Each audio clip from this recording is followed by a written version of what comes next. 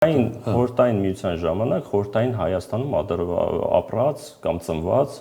ադրբեջանցիների վերադարձը։ Կվերաբերվի այնպես, ինչպես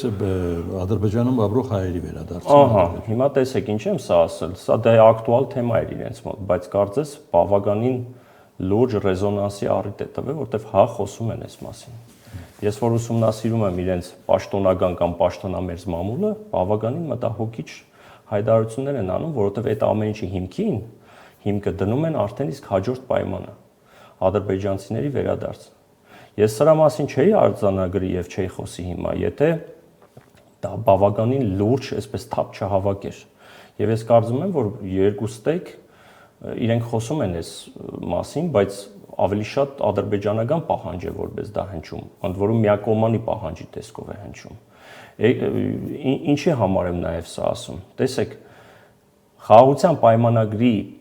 մեջ, եթե մենք գիտենք, թե առաջնահերթ այս պահին Ադրբեջանի նախապայմանը դա սահմանադրության փոփոխությունն է, դա այդպես չի։ Ես ձեզ վստահեցնում եմ։ Գուցե ոչ պաշտոնապես դեռ չի արձարծվում այս թեման, չի հայտարարվում, բայց ավելի քան վստահ եմ, որոշակի ինֆորմացիա է նաև տիրապետում եմ, որ հենց ադրբեջանցիների վերադարձի հարցը է։ Ընդ որում Ադրբեջանում հենց հիմա միջազգային կարգի իրավաբաններ են հատուկ վարձվել, որոնք զբաղվելու են վերադարձի փախստականների իրավունքների հարցերով։ Ես ուզում եմ փոքրիկ այսպես ակնարկ անել, որ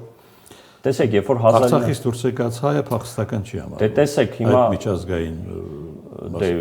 հենց դա իրանք բոլոր իրավական չափորոշիչներով միջազգային իրավունքին եթե հեղում ենք տալիս, դրանք իհարկե փախստական են, էթնիկ զտման ենթարկված։ Դրա համար էլ շատ ծանր էին տանում, հիշում եք, մի երկու շաբաթ առաջ այն հայտարարությանը Եվրոմիության սրերով դիմավորեցին։